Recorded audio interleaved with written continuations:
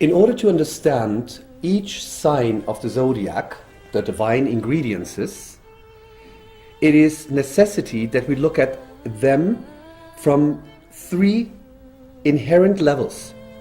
And these inherent levels are the elements.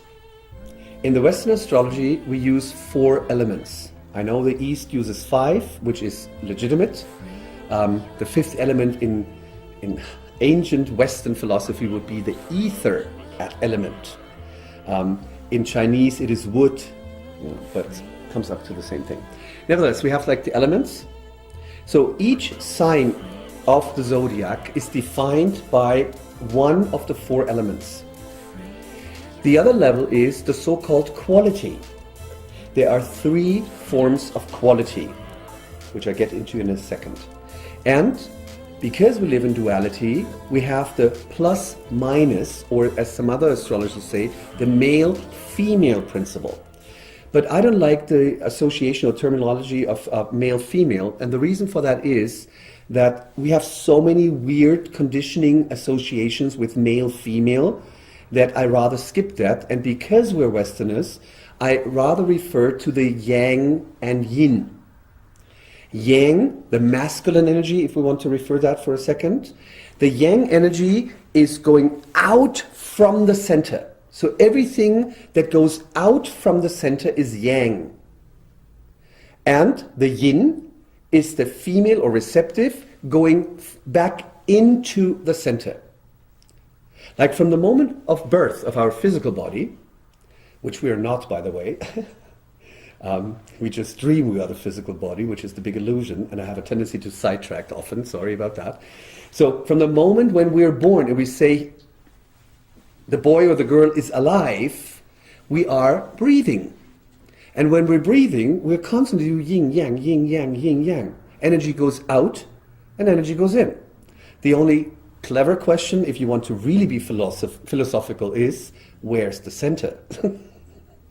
Like when you exhale, is it you really energy going out, or is the one self inhaling? But anyway, you can think about that.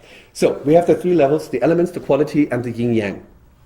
Now, the 4 elements are really nicely done. In the zodiac, because we have 12 signs, we have 4 elements. If you do the math, each element is represented 3 times.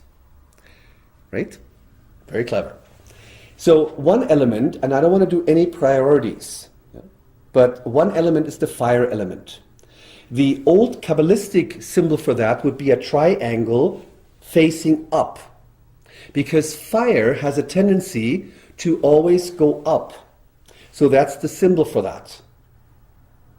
And fire is an element that radiates heat, that warms everybody. And fire within itself has a feeling, thinks that it's something special, right?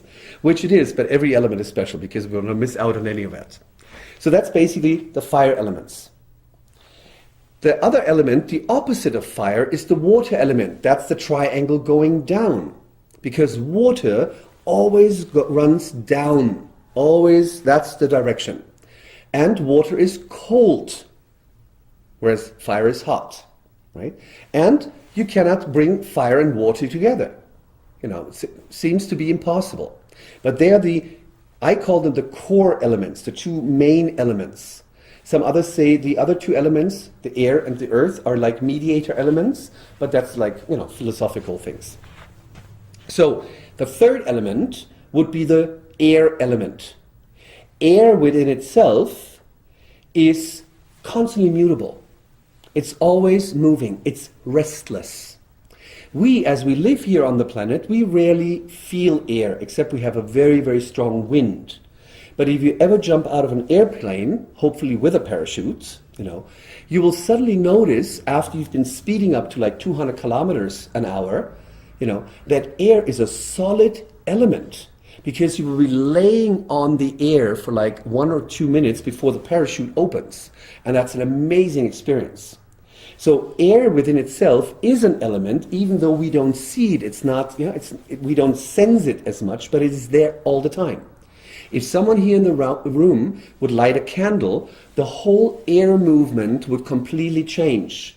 So air is very flexible and mutable to any changes in regards of heat of fire. And the last element, and the most solid and the densest element, is of course earth.